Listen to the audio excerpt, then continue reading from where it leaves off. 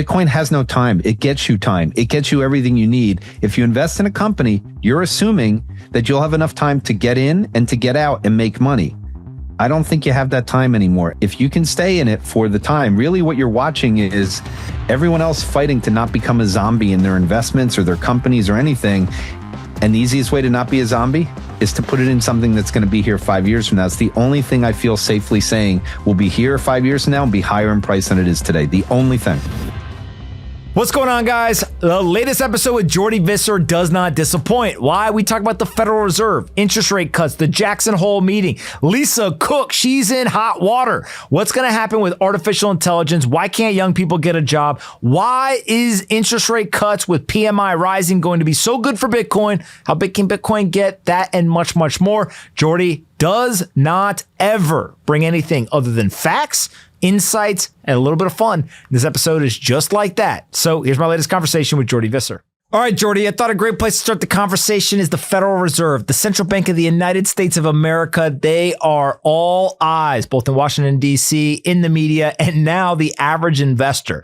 Some people want them to cut. Some people think they're doing a good job resisting cutting. We just had the Jackson Hole meeting. Jerome Powell pretty much, spinning on a dime, now saying that he's going to bend the knee to the pressure campaign. Lisa Cook, she's under pressure. How do you find signal among all the noise that is coming from and about the Federal Reserve right now? Yeah, I never thought we'd have the Real Housewives move into the Federal Reserve, but we definitely have had chaos now unfortunately, it's been months. It's been a drumbeat that's continued, and it obviously escalated this week. And now for the first time, and I started hearing this last week when it was first talked about, not the firing, but the actual, hey, there's a problem here, about how much of this is really basically a coup of the Fed by the White House. Now, again, I'm saying that from the perspective of everyone can argue what's right or wrong, but the chaos has been, we believe rates should be lower, and we believe there is a bias with the people on the committee. Now, this has been a mainstay of Donald Trump's campaign, is just, hey, we want to get rid of everything that has a bias towards anything. We want to get this back to where it's got more of a libertarian approach. And that may sound funny to people who are viewing this as a coup, but the Fed has become an important part of this whole story. And it fits in with this whole conversation that many people watching that follow Lynn Alden, follow Sam Callahan, this whole fiscal dominance thing. When the government gets so big, when the debt is so big, when the deficits are so big, and monetary policy can't fix things, it can certainly have an impact on slowing the ability to heal. And so this chaos that continues in the Fed, as people watch this, what I would not get into the game of is what you think should happen. You have to really focus for making money on what is going to happen. So last week, as you said, while we were recording, Powell took a big pivot towards a cut. The markets are still up at 85 to 90% probability of a cut in September. That is where the market believes, and it never got below 50, even when we had PPI data that was hot, all this stuff. So for everyone focusing on the chaos in the Fed and playing the game of this is what should happen, this is what's not going to happen, this is what the courts are going to say, that the reality is we're already kind of pushing towards the fact that if a cut happens in September, which he moved towards, all of the chaos in the Fed is irrelevant, and it becomes just like the tariffs. You and I sat here during the tariffs. It became a big drama fest. The Fed is getting everyone's attention, and Donald Trump seems to have the ability of getting everyone to focus on the chaos as opposed to the structural issue, which is rates are going lower. So it's interesting because if you think about Trump, at least the narrative around him for decades has been he is very, very good at marketing. He is very good at getting attention. He's very good at using the mainstream headlines. And in a way, one of the strategies that they have employed both in the first term and still today is chaos, circus, whatever you want to call it. But it's almost like the more that they can create the uncertainty and the chaos and the velocity of change, the better they do. And it's reminded me of, when you're a kid and you're like arguing with somebody and your parents tell you never argue with a fool because they'll drag you down to their level and beat you with experience. Same thing kind of here, right? Is like, who in their right mind is going to try to compete with Trump in a world of chaos? Like, he's the master of chaos. He creates it, he understands it, and he uses it. And so in a way, if you think of like maybe the Lisa Cook is a good example, like they've created this chaos.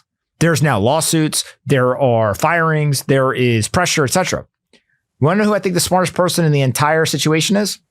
Jerome Powell. Oh. Jerome Powell. He's not taking the bait.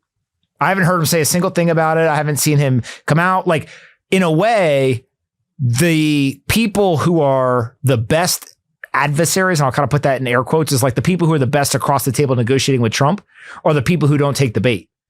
And there are a lot of other people taking the bait, but Jerome Powell actually right now is not taking the bait.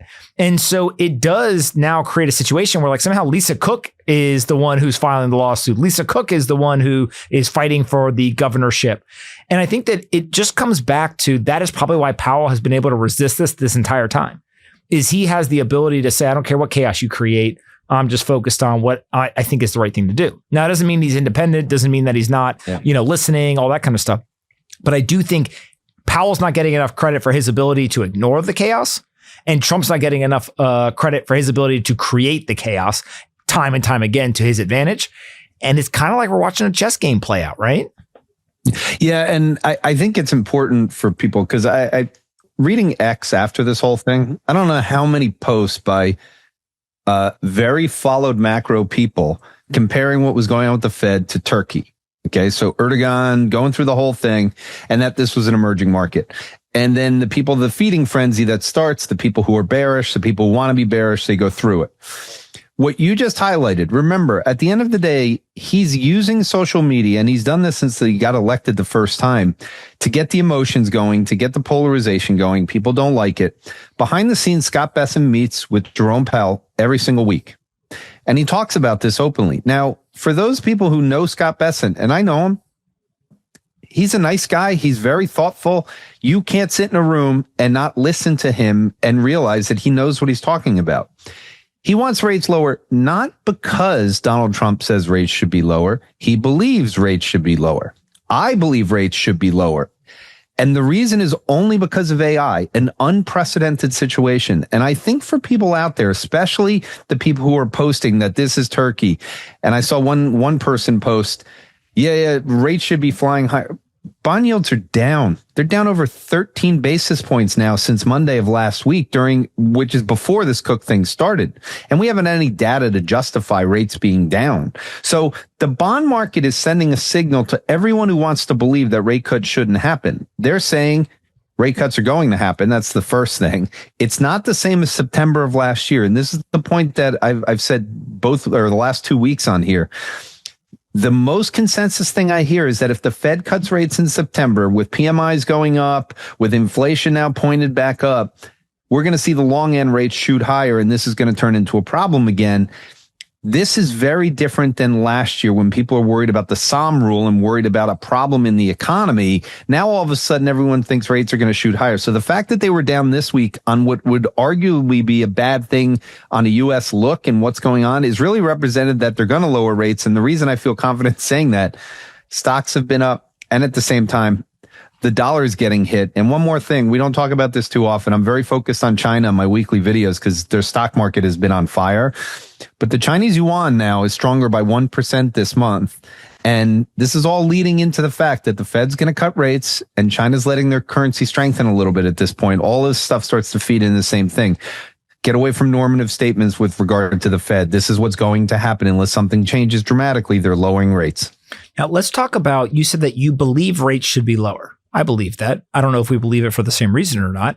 You said because of artificial intelligence. Explain what you're seeing from artificial intelligence and its impact on the economy as to why rates should be lower. Because I think a lot of people are looking at the relationship between interest rates and asset prices. They're looking at interest rates and home affordability. They're looking at interest rate and inflation. I don't hear a lot of people talking about artificial intelligence and interest rates. So this is the biggest problem, I think, that all people, I spend my life talking to very intelligent, experienced macro people on a regular basis. To say to them, the economy is weak on one side, which is anyone from the median income person, the actual median person down, is suffering. They've seen inflation go higher, but they've also, with the inflation going higher, which has now come back down, they've moved rates down a little bit. They haven't moved it back down. So if you're someone that has a lot of cash in the bank, and that's not just wealthy people, that is Microsoft, Apple, it's the Mag 7. Those companies are receiving interest on their money. It's compounding. For the people that need lower rates to go buy a car, to go buy a house, this is part of the affordability thing. If rates were at zero, then people could afford to go buy a house. They may not have all the money and they may have to get into some situation where it's low, but their payments would come down. And that's obvious to people. So when you hear the comment that people make, or the conversation from economists about a K-shaped economy, we absolutely have a K-shaped economy. And that has come because of innovation to start out with, but it has worsened with AI, and it's now impacting the job situation. And as more and more data is coming out, it's hurting the younger people more than the older people at this point.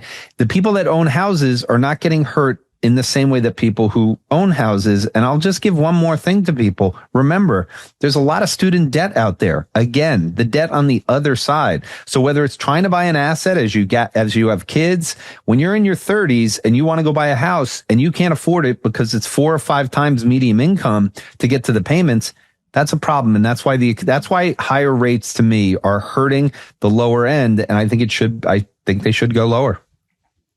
When you think of those young people, there's a couple of different studies that have recently come out. One that you and I were going back and forth on is there's this brand new study that shows they take different age cohorts and then they go and they say, okay, let's categorize by job things that are highly exposed to AI, meaning that they could be replaced easily by AI, things like clerical work, software developer, etc., all the way down to things that are not very close to AI. And what this concluded was that using, I think it was ADP, the largest payroll software, it concluded that young people between the ages of 22 and 25 that have jobs that are easily replaced by AI have seen a relative 13% decline in their job prospects. And what maybe is most interesting is pretty much every cohort is seeing job growth in the economy, except for 22 to 25, where AI can do their job. So it's entry-level roles. And then the 13% is on a relative basis because some's going up and they're going down. But if you normalize it for just pure negative growth, I think it is 6%, if I remember correctly.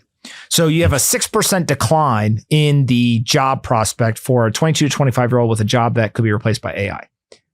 That seems like quantitative proof of what you've been talking about for a couple of weeks now, which is AI is taking these young people's jobs. Yeah. And for those people who haven't, I mean, it's a 57-page research paper.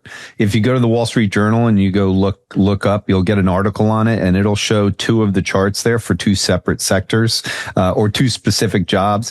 And there's no way to refute the fact that they don't just highlight, the 22 to 25, pretty much by age all the way up. It just, you're getting hurt more at a younger level than you are a higher level. And that's not the way you'd expect it in an economy like this. Now, China's been in this situation for a while, and it doesn't get as much here, but unemployment for young people in China has been a big problem now for, I think, at least 7 years. And in the US, it's just kind of starting. And so the data, and we've talked about it, as these payroll numbers come out, aside from healthcare jobs, we have negative jobs in this country right now the last 3 months. It's an impossible statement to say. We're not in a recession, but we have negative jobs if you just exclude the healthcare sector. So the diffusion index, which shows jobs being created or lost by industry, of which there's a lot of industries in here, forget the sectors. And on the industry level, we're below 50%, which has been a recession. We just had the consumer confidence number come out from the Conference Board. Within there, they have jobs plentiful and jobs hard to get. It's continued to move in a bad way. And historically, this would put the unemployment rate up closer to 5.5% just based on an overlay, which matches up with what's been happening, which is without the labor participation rate, which has gone down sharply in the last 3 months, we'd have an unemployment rate of 4.9. We wouldn't even be talking about the rate cut situation. So the job picture related to AI is making it worse. So the question is, would you rather run inflation up at 3.5% as opposed to 2.5%? And try to keep young people's ability to get a house and get a job for stability and chaos, because nothing brings a country down faster than the youth not able to participate and have hope in the future. And that's worsening by the month. And that's why, again, I'll keep saying it. They have to find a way to get affordable housing, and they have to find a way to get rates down. I just don't see any way around it at this point. Today's episode is brought to you by Figure. They're the largest non-bank mortgage lender in the United States with over $15 billion unlocked on their lending platform. They've just lowered rates on their Bitcoin and Ethereum-backed loans to 8.91%, improving their already industry-low fixed-rate 50% LTV loans. They keep building as well, being the only major CBL player to launch decentralized MPC custody to protect against single entry failure. And they just removed interest deferral fees entirely so you can let Bitcoin price appreciation pay for your loan over time. What is MPC decentralized custody? It's a Bitcoin or ETH on-chain wallet with multiple key shards to protect you from single entity custody failure. You can always see your crypto ownership in a segregated wallet and verify your collateral hasn't moved. Whether you're funding a major purchase like a down payment on a home, investing in new opportunities, or even buying more Bitcoin, Figure makes it straightforward and transparent.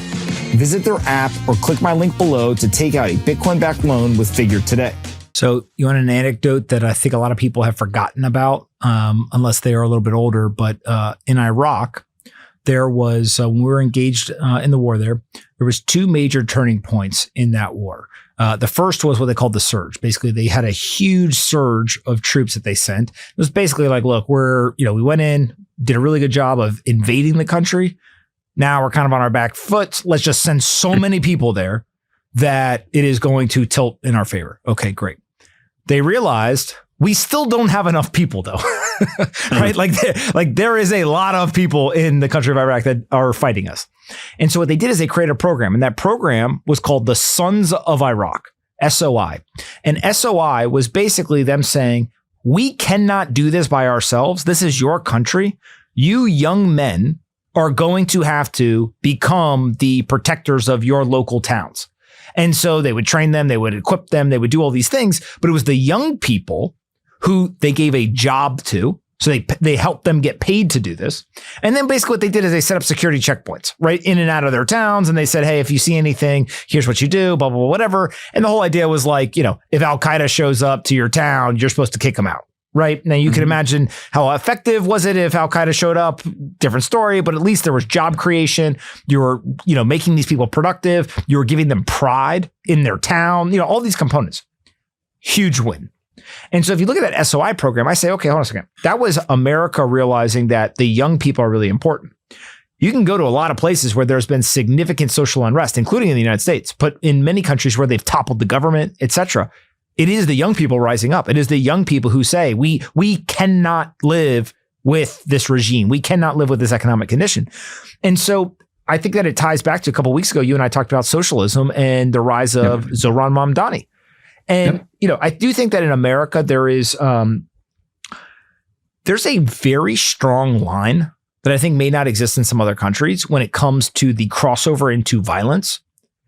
And so there's a belief that in America, you can advocate for change without resorting to violence in most circles. So there's some extremism, but in most circles. I think in a lot of other countries, if they were experiencing what we're experiencing in America, like there's just full on riots there, there's all that kind of stuff. And so I guess the question then becomes, what do these young people do?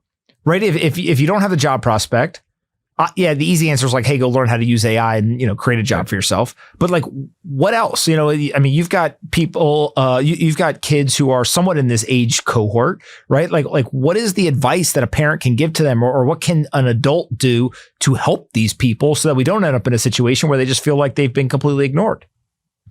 Yeah. And this is a major problem. I think the reason, and we talked about this, one of the first episodes that we did together, I was blown away when I met people, and I'm going to briefly answer the question by kind of bringing it to Bitcoin just for a second. Because when I went to my first crypto event, that's when I really saw and understood that young people at all levels of occupation, lawyers, doctors, my kids are most of them are the ones that are working are in the healthcare field, and they can't live where they live or want to live because they can't afford it. So the way that I've dealt with them is, I mentioned it, strategic Bitcoin reserve. I got to give them something that brings them hope. But I keep basically going through them and trying to get them to live day by day and not spend a lot of time on social media, not to spend a lot of time on this, to go socialize, to go hike. Those sound like very Buddhist answers, but the reality is I don't know the situation other than developing a skill and realizing, and this is the hope part for everyone, this is all deflationary. There's just no way around it. AI is accelerating all of the problems that you mentioned. The difference in the United States is we've been able to print money. So the way that we've handled the problem is to do transfer payments and give people money. And that only works when the deficit doesn't keep growing and the debt doesn't keep growing until it becomes a problem. We can't just keep handing out money. We can't let kids not pay their student loans. We can't do this. So what's going to have to happen is AI is going to have to bring a lot of positive things down the road, which it will. But we're in that period. And that's the thing I would say to people. You got a 5-year period here that if you want to be a capitalist, you have to go learn AI.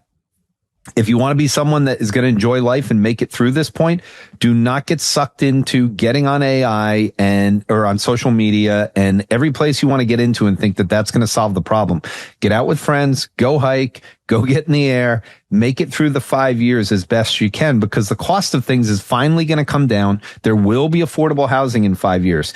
They're going to be made differently. There'll be humanoids. The cost of everything will start to come down. And then you'll be on the other side, and that whole dream that you had of getting through it will be there. So for the next 5 years, learn, breathe, and have a better time enjoying life. It's not going to be found on social media. All right. The rising PMIs, this is a sentence that you sent me. The rising PMIs will likely mean the Fed is cutting while PMIs are rising above 50 for the first time this century, and also with core CPI above 3%. Unprecedented. We get a rate cut in this scenario. What are the things you're worried about? What are the things you're excited about as they cut rates given rising PMIs and core CPI above 3%? Well, let me do it this way. If this had happened in the past, what would I be worried about? And then I'll get into the AI window, because for the people that are watching this that work in the hedge fund industry, that are sitting there clamoring and yelling, inflation's going to go higher. I ask everyone, does it really matter if inflation is 2.9% or 3.4% relative to unemployment going higher? There's not even a comparison. People being out of work is a lot worse than inflation being 50 basis points higher than what it would be for 3 years. And that's my whole belief in this. Now, in the past, you would have had a situation where you absolutely would have got a problem in inflation. Now, there's 3 components of this. So number one, we have an issue with people yelling about this. Wages are not going higher. So wages did go higher, and they're like inflation. They go higher every year. But we're now down at the bottom end of where we've been, and we're actually on the Atlanta Fed median wage component. We're down to 4.1%. Before COVID, it was in that general area. It had been banging around between 3 and 4. The reason I bring that up is if inflation is 3 and change and wages are going at 4 and change, I think we've got to worry more about the wage rate getting below inflation and trying to keep that elevated a little bit. So keep the labor market a little bit tighter, move rates down. Let's just keep this thing growing. Second thing is gas at the pump is just not going higher right now. And as long as gas at the pump is not going higher, it's barely up from where it was a year ago. That's not going to feed through. I know electricity prices are going higher, but gas at the pump is a much bigger deal in terms of the change of it going on, because you're driving around, you need it, you get it all the time, you see it. So gas at the pump's not going higher. Those two are not higher. Historically, when PMIs are going up, you're going to start to see wages go higher and you're going to start to see gas go up, which means the inflation is going to feed through. We don't have that problem right now. And so when I look at this whole thing and I think about it, the third component is what innovation is going on right now. This is the most powerful deflationary force we have ever seen. Yes, goods inflation is going higher because of tariffs, but the reason I think the PMI is going to go higher, and it's already started, is because of what's happening in the AI build out. So this is more going to be about the build out. And the people that are funding this, the Mag 7, they're doing it out of free cash flow at this point. So for everyone kind of involved in kind of learning about new things like what a PMI is, just take this line, use it all the time. When a PMI is going higher, because it's a diffusion index, which means it goes through the entire components of people surveyed and gets into what percentage of them are benefiting, what percentage of them are not. So if you get up 60%, just think of it as, 60% of the people in the survey are doing better. Right now we're in 48. If we get up to 60, you probably are going to start to see oil go higher. But until that happens at this point, I think the Fed should be focused on cutting rates, getting people some kind of jobs, and helping the situation with people sitting at home as opposed to helping the Mag 7. Why is this good for Bitcoin? Well, we've all heard about how liquidity is good for Bitcoin. Well, historically, when liquidity goes higher, guess what else goes higher? Eventually, PMIs go higher. It's the business cycle. So there's a bunch of things that happen. One of them is the fact that as we start seeing PMIs go higher, it makes the strength of the liquidity situation good. If you add in the fact this time that we're going to be cutting rates, the whole thesis behind everything going on, if you take what has happened this year, the government is getting policies through for stable coins. We've had successful IPOs. When you and I this year at the beginning, if we would have taken a survey of traditional finance people, what do you think about stable coins? I can't imagine that 5 out of 100 people would have had an opinion on them as anything. Now they're an investable asset. They're investable through Circle and they're investable through Ethereum. And all of a sudden, everyone's doing their fundamental work on Ethereum going, wow, there's things on here that remind me of the traditional finance world. So that's good for Bitcoin because the network effects are growing. So once you get through the network effects, which is the innovation side, which is getting more and more people to use it, you're getting into the AI side, the convergence between AI and stablecoin, so the transactions explode. All of the AI stuff, which is directly related to PMIs, which historically is directly related to any kind of growth that's happening in the economy, is good for Bitcoin because people are willing to invest more because traditionally you start getting a tide that lifts all boats. And that's the line that I want to say for diffusion indexes is a tide that lifts all boats means people have the ability of investing in a broader universe of things. And as I've said before, the biggest problem that's been for Bitcoin has been you didn't need to invest in it. It's a big behemoth asset now. It's one of the largest assets in the world. I don't need to buy it because it's just a beta of NASDAQ. It's just the Mag 7.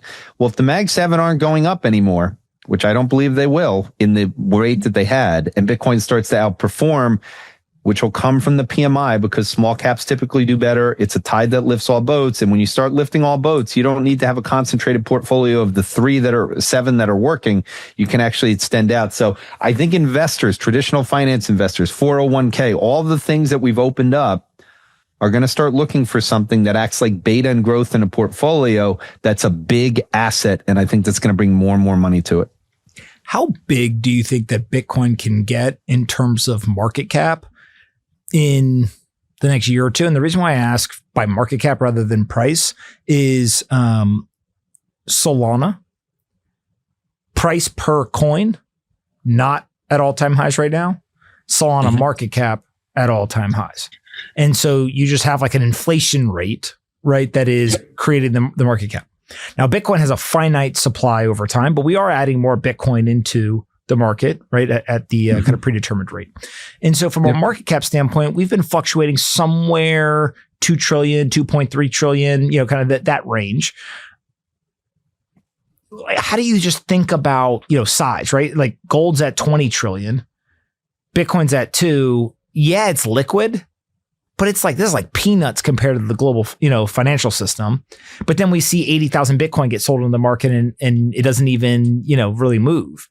So it's like almost like this paradox where it seems so liquid because it used to be so small, but compared to even gold or, US equities or something, it is still peanuts. Yeah. And this is the This is the $1 million question that people have spent time. In fact, the first time I even talked to anyone about Bitcoin, let's say it was probably 2015, and we were talking about how big this could get. And the only way really to do it as a macro person was to do it related to gold. Like, what percentage of gold should it be, depending on where it fits in the belief system? If you believe it's becoming more of the belief, then great. But from a functionality basis, the answer that I'm always going to give to people on this, Bitcoin was the original cash creation. It was the invention for digital money. So if you start with that and you realize it's about 60% of the crypto market cap. So you're right now, crypto market cap somewhere just south of 4 trillion. The digital economy is going to grow exponentially. Now, the digital economy has been growing exponentially for a while. And so the thing that I believe is that Bitcoin shouldn't be viewed relative to gold. It should be viewed relative to the Mag 7. The Mag 7 right now is up near 13 to 15 trillion. It's a big number. The reason it's gotten so big is because people have owned it. It's a massive part of people's portfolios.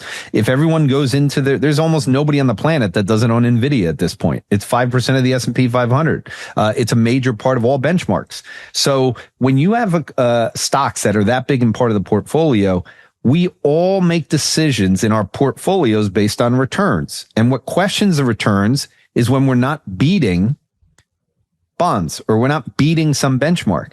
If the Mag 7 stop producing the types of returns they have, and my video last week, I went through that I think we're at the inflection point. NVIDIA reported last night, I'm going to go through why I think everyone in the Mag 7 should start to be thinking about the reality of what's happening, which is competition from AI is coming.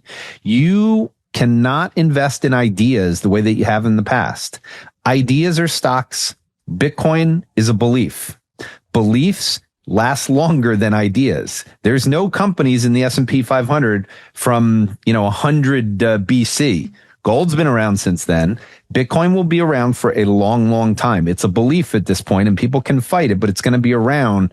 I think you want to start shorting ideas and you want to be long beliefs as people move more money into the digital economy, which is just starting now because of the government regulations. Stablecoins growth will represent it. But the other thing that's going to happen, AI agents are going to make intelligent decisions. And those intelligent decisions just start with what has the best Sharpe ratio, what has the most liquidity. Well, if you just do it that way, Bitcoin wins over every asset in the world, 24 hours a day, liquidity all day long. I think that's what's coming. Hi, this is Matt Hogan, the Chief Investment Officer for Bitwise Asset Management. Each week, I write a 5-minute memo outlining the biggest story in crypto. In this week's memo, I give a sneak peek on a new Bitwise report offering the first ever long-term capital market forecasts for Bitcoin. Want to know how Bitwise thinks Bitcoin will do from a return, volatility, and correlation perspective over the next 10 years? Check out my memo at bitwiseinvestments.com/CIO memo. That's bitwiseinvestments.com/CIO memo. Carefully consider the extreme risks associated with crypto before investing. So, although it's not a lot of sophisticated investors, there's a lot of people who have 100% of their net worth in cash. Usually it's the bottom 50% on the socioeconomic ladder. There are some perma bears that sit with a lot of cash for very long periods of time. What do you think has to happen in society to get to a point where people start to say, I'm 100% Bitcoin? And not from like I'm gambling or I'm speculating or, I'm looking at this as like, how much does it go up in dollar terms? But to me, the people who sit with 100% dollars, they're basically saying, I don't have a better idea. I don't have something to do with the money, either because I don't have the education, I don't have the time, or I just literally don't know anything other than just let me hold the cash, right? 100% Bitcoin to me is like beta exposure to what you're talking about. Now, I'm not advocating for people to go do that, but I know a lot of people who have very, very high percentage exposure to Bitcoin. Is it just time? Like I used to tell people, they'd be like, what has to happen for Bitcoin, blah, blah, blah, whatever. And I'd be like, it's just time. Like you just need younger people to get older and like it to be around for a while.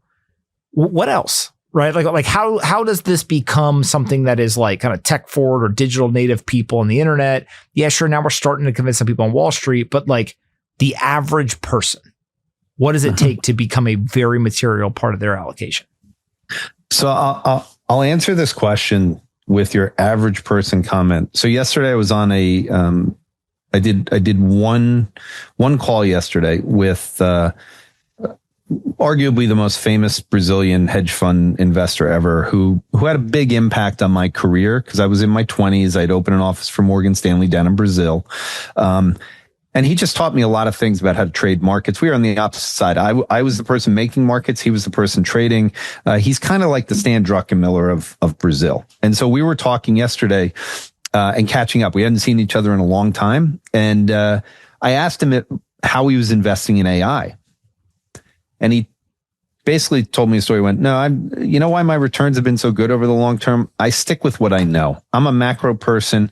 I trade currencies. I trade the S&P. I don't get into technologies because there's a great technology today. There's not a great technology tomorrow. And it just goes. So we're talking. And at the very end, he goes, okay, so what should I leave from this conversation? What's the one point you want to make still? And I said, here's what it's going to be. I think people are underestimating the speed of change that is happening right now and that will happen in the future. That MIT report that came out about 95% of companies, not benefiting from. So I'm talking about this week because I mean the report was BS. But here's a more important part to this conversation. It really highlighted because the report was about incumbents.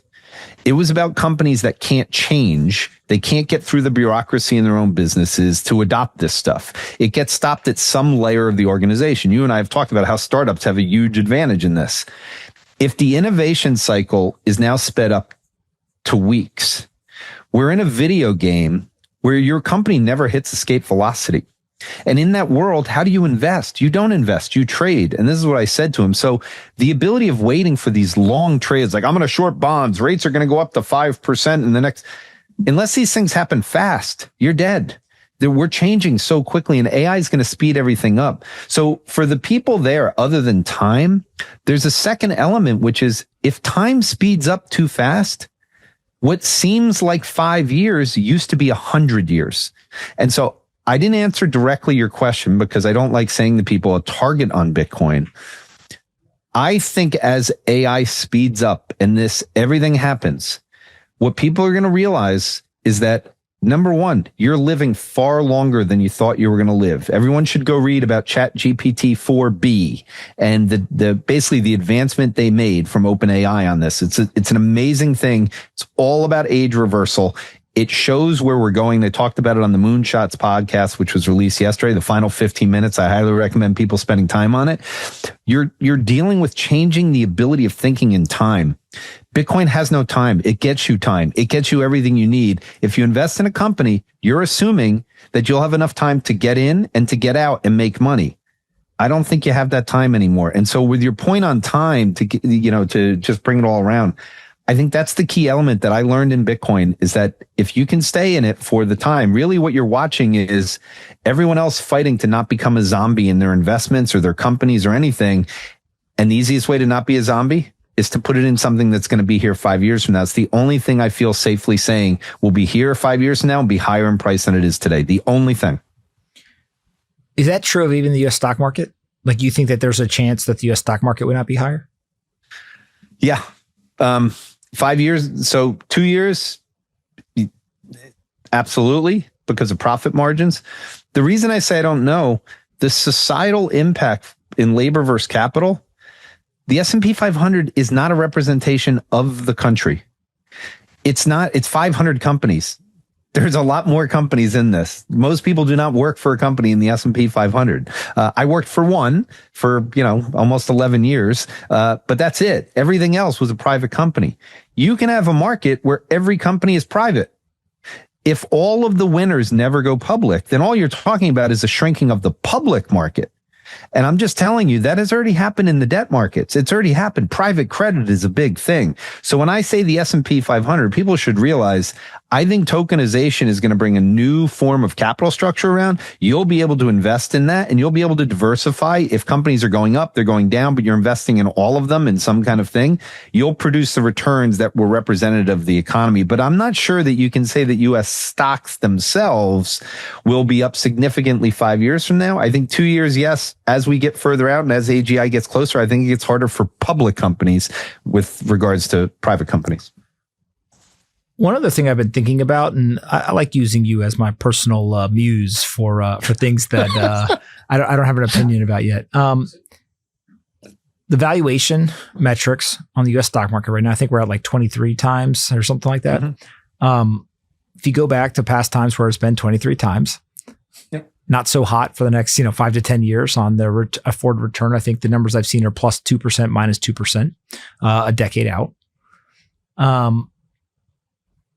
If that plays out, which again, caveat is AI may be driving the valuations higher and earnings and all that, but just put that for aside for a second. Could there be a lost decade in stocks where your point about like Bitcoin is where the returns are, stocks essentially just go sideways, private companies create and capture all of that, and now all of a sudden Bitcoin maybe is the only thing that an unaccredited investor has access to? So yes, but let me just give facts so that most of the people watching this, I'm assuming, are American. I'm not sure, but I'm assuming. If you look at all stocks outside the U.S., so the MSCI World X the U.S. in local terms, to strip out the currency side, and you look at it since 2007. It's been more than a lost decade. It's been a lost 18 years. What people don't understand is if they go look at the price of a lot of companies in the S&P 500, Ford, I'm not going to go name them all. You got a bunch of companies which have not performed in the last 17 years either. So there has been a lost decade. The reason it hasn't felt like it is because the Mag 7 have dominated the global situation. So they have been the ones that have produced the returns. That's why everyone owns them. That's why when people fade American exceptionalism, I always say, well, let's go through those companies. A good amount of the people that either run the companies or work at the highest levels are not even Americans. They came over here. They happened to go to school in the US, and then they moved out to Silicon Valley and they became part of something. So it's kind of a melting pot. And that's the thing about it is these are innovations. They dominated the planet. If you go look at all the malls across the country, they've been decimated. We've kind of been in a lost decade for stocks with an S. We've been in an okay decade for 7 stocks, and then the S&P goes up with it. I do think people should just realize that the rest of the world already went through this in a major, major way. I don't think emerging markets can have the same kind of future that we had here because I just don't think, and again, I'll say it over and over, when we talk about the stock market, it's a public investment vehicle. If every company remains private, there is no more S&P 500. There'll be something new. Tokenization will come and allow people to invest in these. But I just think people have to get comfortable with the fact that rather than focus on putting your money in something and you're going to lose over the next 10 years, you'll be forced out. And I think Bitcoin is the diversifier to make sure that you're making money in the next 2 years from stocks plus Bitcoin. But then going forward, I think Bitcoin is going to be your hedge against the things that I think are inevitable from AI. I'm going to leave you with this. Ryan Dietrich from the Carson Group recently told me that one of their messages to their clients is diversify your diversifiers. So diversify your diversifiers. I said, well, you got a big brain there, Ryan, because I don't know what that means. What does that mean? Mm-hmm. And he said 60-40. So your stock exposure, 60%, 40% is your bonds. Your bond's supposed to be your diversifier. He said, well, what if it's gold, Bitcoin, commodities, right? And he went through the whole thing. And he's like, actually, part of our message is we don't think we can convince people not to have stock exposure. So they're going to keep that 60%, but you can't rely on the bonds. And so how do you go and do that? And I think that's a very similar message to what you're saying is, look, people aren't going to go to 0% equity allocation. But you better be damn sure you got something else there, right? In terms of that diversified exposure. And I think you and I both think Bitcoin is a big winner in that category. Yeah. And if you've been fortunate enough to make money and have the ability of saving money, having some money in bonds makes sense. If you're younger and you're playing the how do I get a house game and how do I get out of this? If you invest in bonds and you put your money in bonds, the government is basically debasing all of that. Unless you believe we're going to go into a recession at some point and you get this magic trick to go buy stocks after they've fallen because bonds have done so well for you. Everyone who's been waiting for that magical recession thing, it just hasn't worked. The only time it worked was this brief period during COVID. And if you were able to get your money in real quick into bonds before the stock market collapsed and then move it right back out when they were printing money and everybody was locked at home, that's great. So I happen to agree with that. And I think every smart person you've had on the show who I think is calm about this and doesn't have a bias has basically said, I've heard Darius Dale spoke on your problem on this as well. He advocates Bitcoin as part of the diversifier as well. You can't hold bonds the same way. You got to have gold and Bitcoin to replace a lot of that bond, if not all of that bond portfolio. I think people should be thinking that way because I think it is the opposite of the bond market. If you're bearish on bonds, why not just get long Bitcoin? You make more money doing that. In 2019, I went and we were raising money for a venture fund that was going to put 15, 20% in Bitcoin. And I met with a unnamed hospital system. And they asked me, okay, well, this all sounds interesting, but what do you think we should do? And I said, well, there's a range of things that you could do. The most extreme thing you could do is you could go 60% equities, 40% Bitcoin, drop bonds, buy Bitcoin. The look on the face of the person I was talking to. We did not get the allocation. Just out of curiosity, how old were you at the time? I was maybe 30. Yeah. Okay. Yeah. Maybe 30, 29, 30, something How like old was the person you were talking to? Not 30. By the way, every time. By the way, I also married it with a very conservative thing to do. Could be like buy 1%, but like whatever. But I was trying to explain like, hey, there's like a pretty far thing here. And I remember joking because another hospital system that this time one of my partners came. Actually, both of my partners came with me. So it's like, all right, a little more maturity in the room might help. They had like 75% fixed income, right? I mean, they were a lot of liabilities, all this kind of stuff, right? And they were just like, we're addicted. Like, they didn't explicitly say, but like, we're addicted. We need this income to run this place. And so I do think that people just forget, like, it's not always just what's the asset allocation. It's, what's the asset allocation with the backdrop of what are we trying to accomplish? What do we need, cash flow or capital appreciation, like all the normal things that traditional sophisticated investors think about. I think gets kind of lost in the conversation where people are just like, why don't you just buy more Bitcoin? It's like, well, And so you hear this and you probably know this and the people at home hear this. When I would go out as a hedge fund person, trying to sell them on returns of 6 to 9% with a low volatility, they told me, well, you can't really compete with private credit, private equity, and VC because there I can get those returns. But you know what the beauty is? There's no mark to market. Exactly. There's no volatility. Yeah. So for everyone listening going, I can't believe people didn't want the Bitcoin. They don't want the Bitcoin. They not only don't want to have something safe, they want to have something that isn't mark to market because at the end of the day, it is a cover your ass job. And it is one where if you can get the returns and you don't have to deal with walking in because you had a drawdown, that's why the endowments are in the situation they are when they moved heavily into a lot of these illiquid markets. So a lot of the stories you're hearing from, especially the Ivy League schools about their liquidity problems, it's because of the decisions they made. Because the thing about no mark to market, it means there's no liquidity. Bitcoin's got the liquidity and the mark to market. So I can say this now because I'm out of that game. That's how we raise the money to buy Bitcoin is we put Bitcoin inside of a venture fund, right? And so that was only 15%. Anyone wants to borrow that alpha, go ahead. All right, Jordi, where can we send people to find you on the internet? My last day in Maine, they can go to my YouTube and as you always say, subscribe people. It's fun. Helps keep me going. And then they can find me on Substack. They can find me on LinkedIn. And finally, for the institutional people, we didn't talk about it. I'll send it to you, but I wrote this very long form report on Tesla. Tesla is the most polarizing company with the most polarizing corporate leader on the planet. I've had a Tesla since 2012, so I'm a huge lover of the product, could care less about the stock. But I believe the most important thing happening in the embodiment is happening right now as we speak with robo-taxis. I go through a lot of different things in there.